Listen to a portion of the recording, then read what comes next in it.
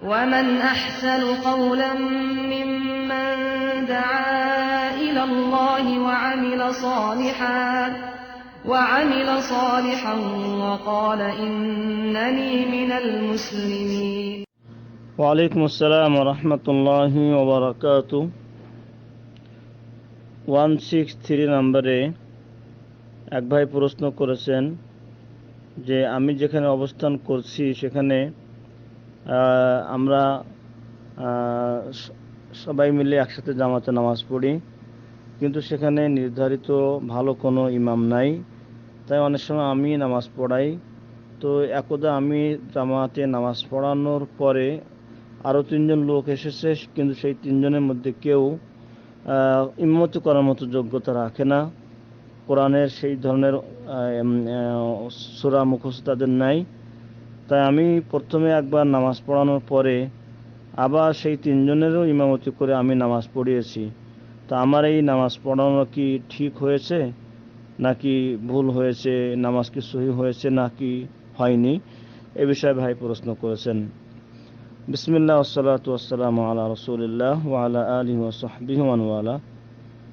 সম্মানিত ভাইকে সুন্দর প্রশ্ন আরোপ করার জন্য ধন্যবাদ।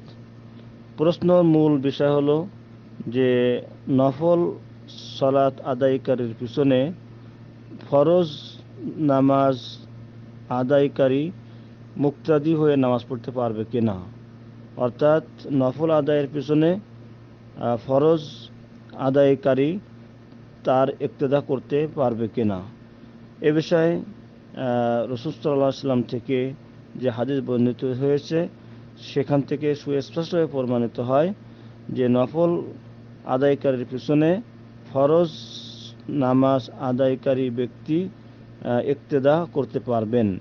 এ বিষয়ের দলিল হলো যা সহিহ মুসলিম এবং বুখারীতে বর্ণিত জাবের রাদিয়াল্লাহু আনহু থেকে হাদিস বর্ণনা, আন্না মুআয ইবনে জাবাল রাদিয়াল্লাহু আনহু, নিশ্চয় মুআয রাদিয়াল্লাহু আনহু কানা ইউসাল্লি মা'আন নবী সাল্লাল্লাহু আলাইহি ওয়াসাল্লাম, যে মুআয রাদিয়াল্লাহু আনহু রাসূল সাল্লাল্লাহু আলাইহি ওয়াসাল্লামের সাথেই নামাজ পড়তেন।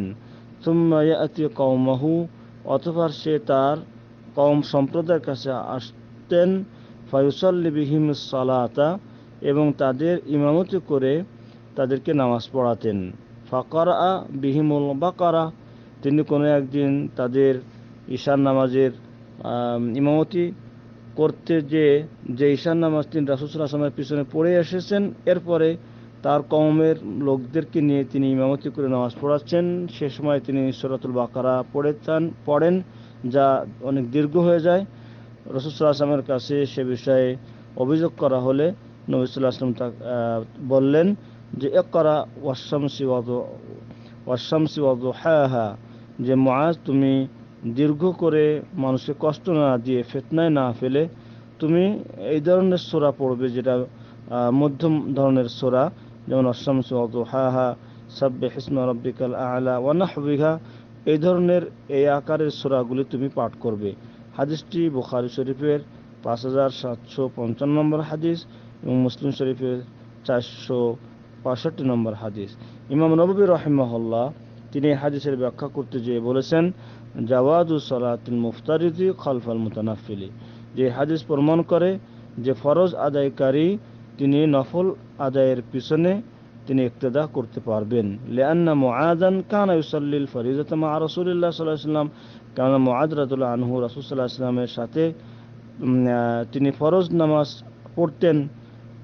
ফায়ুসকিতু ফারদাহু সুম্মা ইউসাল্লি মাররাতান সানিয়াতান বিকওমিহি, রাসূল সাল্লাল্লাহু আলাইহি ওয়াসাল্লামের সাথে পিছনে তার ফরজ নামাজ আদায়ের মাধ্যমে তার ফরজটা পালন হয়ে যেত। এরপরে তিনি তার কওমের কাছে তিনি যে ইমামতি করতেন এটা তার জন্য ছিল তাতাউ, অর্থাৎ নফল, ওয়ালাহুম ফারিদা, আর তার কওমের লোকদের ছিল এটা ফরজ নামাজ।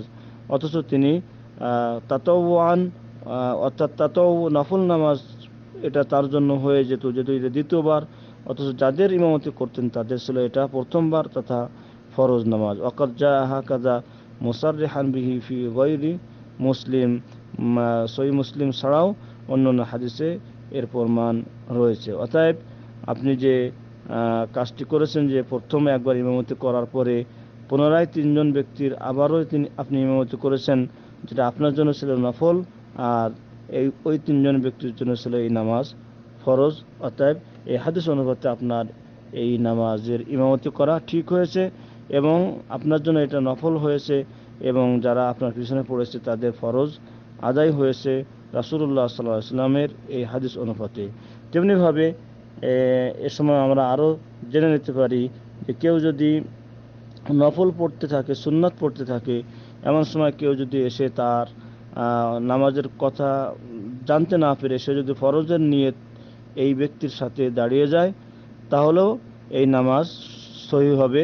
অর্থাৎ এখানের ইমামতি এবং যিনি ফরজ পড়তেছেন অথচ ইমাম ফরজ পড়ার জন্য ইক্তেদা করতেছেন, অথচ যার ইক্তেদা করছেন তিনি সুন্নাত বা নফল পড়ছেন, এবং যদিও সে আগে ইমামতির নিয়ত করেনি, কিন্তু দাঁড়ানো তার পাশে দাঁড়িয়ে যাওয়ার কারণে তিনি ইমাম হয়ে যাবেন।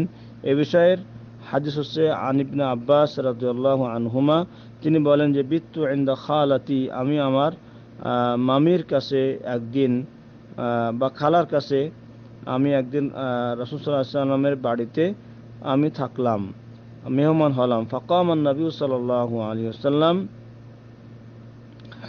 যে রাসূলুল্লাহ সাল্লাল্লাহু আলাইহি ওয়াসাল্লাম রাত্রে তাহাজ্জুদের জন্য তিনি দাঁড়িয়ে গেলেন। ইউসাল্লি মিনাল লাইলি, রাত্রে তিনি তাহাজ্জুদের নামাজ পড়ার জন্য দাঁড়িয়ে গেলেন। ফাকুমতু উসাল্লি মাআহু, এরপরে রাসূল সাল্লাল্লাহু আলাইহি ওয়াসাল্লাম দাঁড়ানোর পরে আমি ওযু করে যে রাসূল সাল্লাল্লাহু আলাইহি ওয়াসাল্লামের পাশে দাঁড়িয়ে পড়লাম। ফাকুমতু আন ইয়াসারিহি, কিন্তু আমি দাঁড়ালাম রাসূল সাল্লাল্লাহু আলাইহি ওয়াসাল্লামের বাম পাশে। ফা আখাযা বিরাসি, তিনি আমার মাথা ধরে, ফা আকামানি আন ইয়ামিনিহি, আমাকে তার রাসূল সাল্লাল্লাহু আলাইহি ওয়াসাল্লামের ডান পাশে দাঁড় করে দিলেন। রাওয়াহুল বুখারী, হাদিসটি ইমাম বুখারী বর্ণনা করেছেন 667 নম্বর হাদিস। ইমাম মুসলিম বর্ণনা করেছেন 763 নম্বর হাদিসে। তাহলে এখানে রাসূল সাল্লাল্লাহু আলাইহি ওয়াসাল্লাম যখন দাঁড়িয়েছেন তখন তিনি একা দাঁড়িয়েছেন। এরপরে আব্দুল্লাহ ইবনে আব্বাস রাদিয়াল্লাহু আনহু তিনি ওযু করে এসে পরবর্তীতে রাসূল সাল্লাল্লাহু আলাইহি ওয়াসাল্লামের পাশে দাঁড়িয়েছেন। তাহলে রাসূল সাল্লাল্লাহু আলাইহি ওয়াসাল্লাম প্রথমে ইমামতির নিয়ত করেননি, কিন্তু পরে যখন আব্দুল্লাহ ইবনে আব্বাস এসে পড়েছেন, রাসূলুল্লাহ সাল্লাল্লাহু আলাইহি ওয়াসাল্লাম ইমামতি করে তাকে নামাজ পড়িয়েছেন। এই হাদিস প্রমাণ করে যে কেউ যদি আগেই ইমামতির নিয়ত না করে থাকে, কিন্তু কেউ যদি এসে দাঁড়িয়ে যায়, তাহলে সেখান থেকে সে ইমামতি করতে পারবে এবং এই ইমামতি সহি হবে, যেমনটি রাসূল সাল্লাল্লাহু আলাইহি ওয়াসাল্লাম থেকে বুখারী মুসলিমতে বর্ণিত হলো। আল্লাহু আ'লাম। আসসালামু আলাইকুম ওয়া রাহমাতুল্লাহি ওয়া বারাকাতুহু।